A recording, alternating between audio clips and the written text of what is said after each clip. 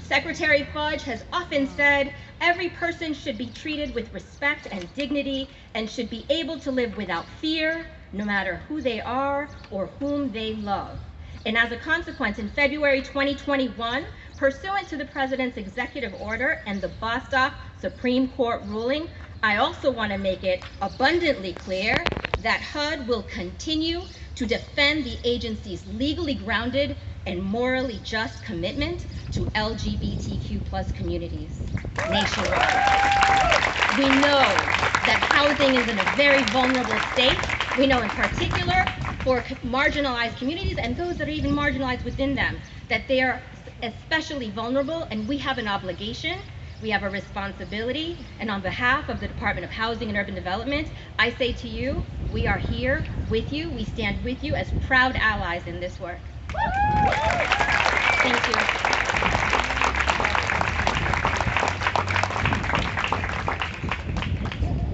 So our first call after winning the RVP was to Kate Racer, and after she said, "Oh boy, this is going to be an expensive one," she said, "I'm coming to the site and I'm bringing my architect." So we really appreciate her commitment and dedication, and her team that worked so hard to make this happen so diligently. Her family and friends from all of the various quasi entities that were involved in this. That made this happen with Camille and Nate. I'm losing all my papers, they're all blown away. Camille and Nate and Matt, as well as Michelle from Mass Housing, and the work of CDAC with Sarah Barkin and others there. We really appreciate that.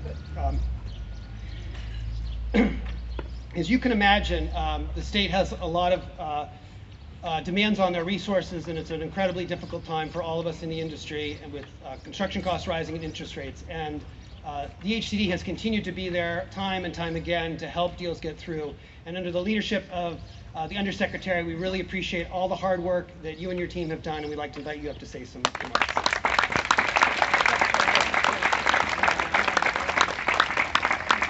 Wow, what a powerhouse lineup we have today for such a beautiful, momentous event.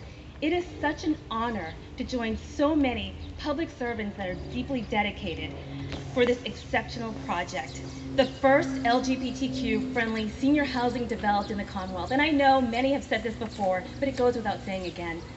This is a testament to the urgency of our housing crisis, which affects nearly every part of our state and nearly every population, particularly our most vulnerable. We have never before had such an opportunity to leverage enormous state and federal resources for housing and infrastructure, thanks to our partners in Congress and in the state legislature. We finally have the momentum. Not only did we pass significant zoning reform, but the conversation has changed. Across the state, there is broad recognition that we need more housing of all kinds to keep communities affordable and vibrant. This has not been an overnight transformation, and there are many people here today who are responsible for that change. Congratulations on today's milestone in this dynamic project. Thank you,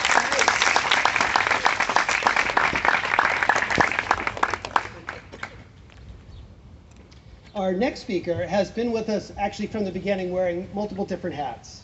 State Representative Rob Consalvo, when we first met with him, was with the city, and he was at one of the first meetings we had to talk about this project. He was then with the school department, for which this building was, and now he's a state rep. And we really appreciate all the great hard work that he put in helping this project come to not to its fruition. I'm getting ahead of ourselves. We're at the groundbreaking. Waiting to see, to get to this moment in time, this milestone here. So I'd like to invite State Representative Consalvo to come up and speak.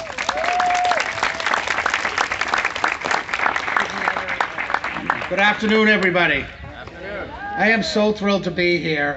When we've heard the term historic today mentioned several times, and I am so excited because this truly is an historic day for New England, for our city, for our Commonwealth, but for right here in the community of Hyde Park.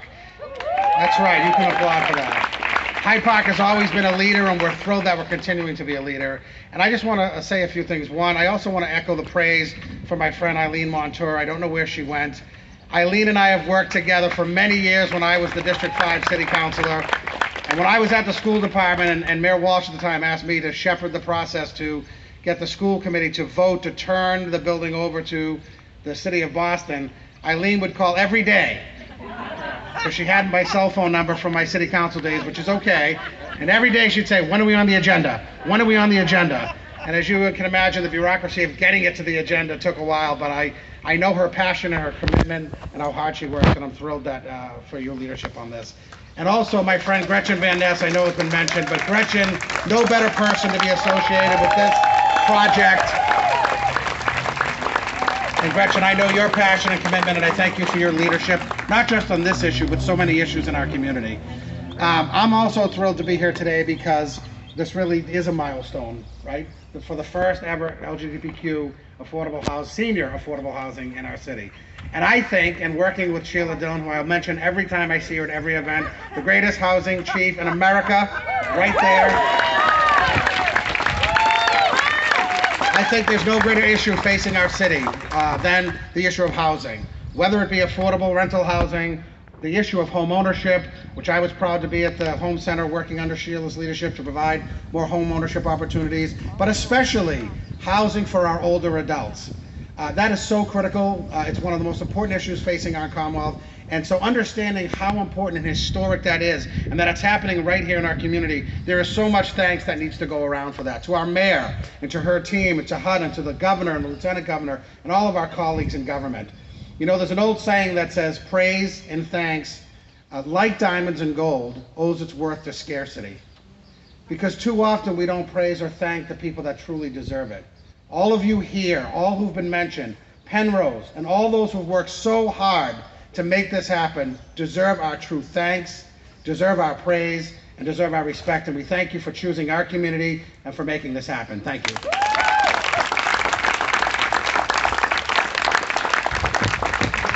Thank you very much. Our work on the Rodges School has spanned 3 mayors and 2 city councilors, and despite the different players, that support has continued to be constant. We are grateful to Councillor McCarthy, who started this vision with us way back when, and that support has continued under Councillor Ricardo. Not only is Councillor Ricardo a supporter of the project, but he's also a great supporter of LGBTQ senior housing. He's a great friend of them, and if he's a friend of them, he's a friend to ours. Would you like to come up and say some remarks? Thank you. I'm not sure how many more speakers we have before the rain comes down, so I'll try to keep this short.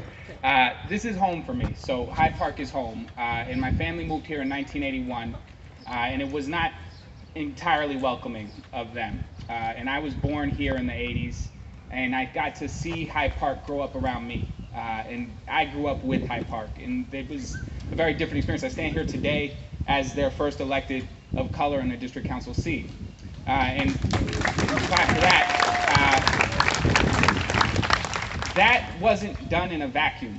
That was done because this community took it upon themselves to ensure that they were working every day to be a better version, to live up to the ideals of what this country and this city and this state can be, to be inclusive in a true sense. When I was elected, the very first project that I got to support was this one. One of the things that I'm thrilled about, even as I stand here today, is now, several years in, this is still the project that had the most community support that I have had before me, period. And we owe a lot of that to 2 of their champions for this project, who were tireless in their efforts, were determined in their efforts. So I want to join the chorus of thanking Eileen Montour, who deserves all of the applause, and Gretchen Van Ness, who has been a champion for this project as well. It's with immense pride that I stand here today on this historic day, because I get to live here. And I get to be part of a community that welcomes these kinds of projects and that understands that we should be allowed to love who we love. We should be allowed to do that in community. We should be allowed to do that safely. And when we say inclusivity, we mean economically as well. And so you should be able to live in a home no matter what your income is.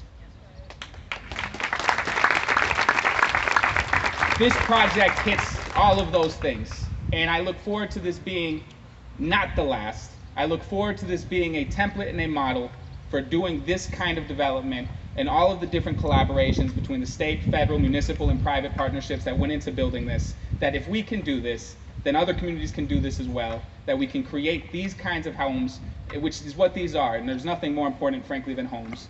these kinds of homes for everybody, no matter who they love, no matter how they look, no matter what they have in the bank, that they have a place that they can call home in a community that loves them. Hyde Park loves their community. Hyde Park will love the future residents of this wonderful project as much as they love those who are here today. And together we will all continue to build a better Boston and a better Hyde Park and a better state and country through projects like this. So thank you, everybody.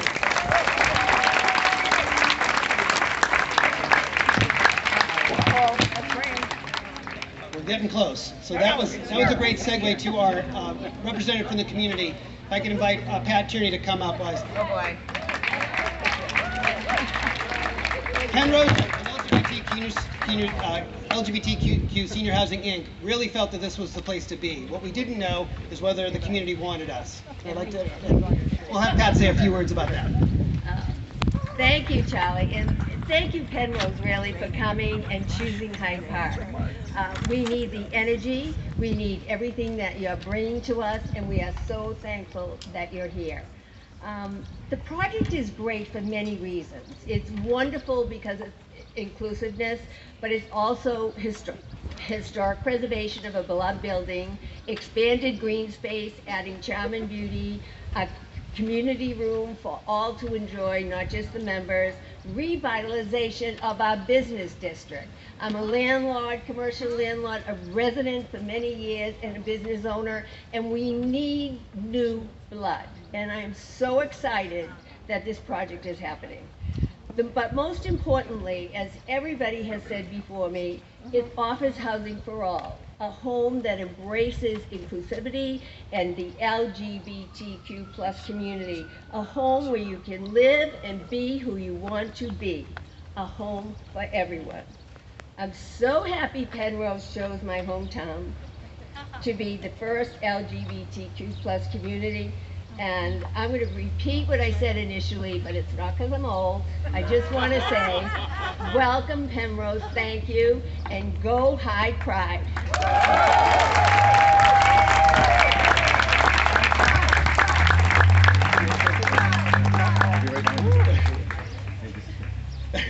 This is Tim Henkel, one of the owners of Penrose. I have never felt so much pressure before in my life. And it's not about the distinguished speakers that came before me. So very quickly, there's a whole page in my jacket that won't be read. But today, with the groundbreaking of the Pryde, we're all witness to the growing need to supply affordable housing. We've heard about the need, we've heard about the methodology to care for our older generations, to care for our LGBTQ community and recognize the struggle that they're in. And I'm in awe of the lives of people like Gretchen Van Ness and Eileen Montour and Philippe Saad, who have chosen to make this their work, their life's work. And life's work is always important work. So thank you, everyone. To the mayor, that's right, pause. Coming down. This is a moment of great agility and creativity. The end of what has come before this next 18 months or so of construction has been nothing short of miraculous, and everybody is here because they've been party to that effort and party to that success.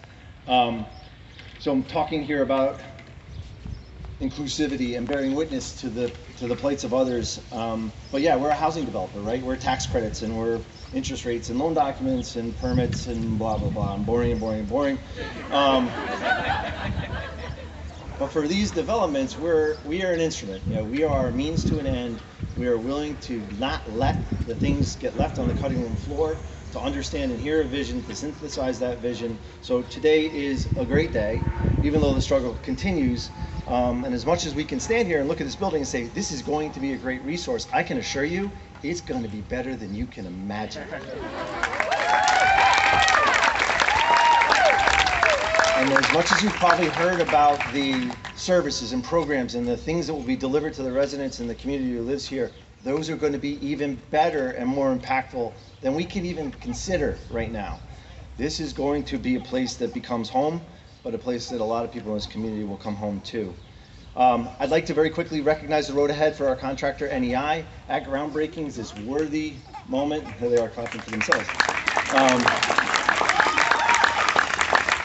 So I understand that construction is a dangerous activity. And so I wish you safe passage on the road ahead. Be careful, we're in your hands. And I'd like to really thank my partner and friend, Charlie Adams, who put this project. on his back with faithful partners, but carried it along the way. He's exhibited very, very, very special skills, and there's more to come for you all in New England under his leadership. To Carmen and Ryan sharing an umbrella back here, way to go team. And to the rest of the Penrose community that's here, thank you for coming. I'm going to end with some remarks that strangely came out of social media from one of our assistant managers. So an assistant manager caught some of the social media flashes coming out of the opening or the groundbreaking that was going to happen here today, and she showed some enthusiasm and excited to tell someone that this Pryde building, even though she's in Connecticut, was something that her company, the company that she works for, was involved in, something we were doing. But what she wrote was, I think, just perfect and maybe a great way to end here today. She said, "It's important to recognize the improvements occurring around us. Monumental changes have come in the housing world. We're bridging housing gaps, mending communities, even creating equal opportunities for any." And I was like, oh, she mistyped. She meant many. But she didn't. It wasn't a typo. Maybe she meant all. But I don't think so either. She meant any. And so what we're doing here today, what we seek to do as we go forward, is equal opportunity. It's housing for any, which by definition is all. Thank you. I think we made it. Yes. So last, folks, I just want to thank our financial partners, Redstone, Mass Housing Partnership, MHP, and MHIC, all very helpful in getting us to this end. We appreciate that. So the rain is almost like a metaphor because we're going to be back here in 18 months and celebrate the opening of this, right? And it won't rain inside the building. So this is just another step on the journey, right? This is the groundbreaking. And the real excitement comes 18 months from now. The mayor told you got 6 months off your contract. That is a year. So we'll be back here in 18 months to celebrate with all of you, again, inside the building, and with 74 new residents in this home. Thank you all very much for coming. Appreciate it. We're going to try, do we want to try to do the picture back there? All right, we're going to try to do the picture there. It's a little treacherous, but we're all going to help each other get up on.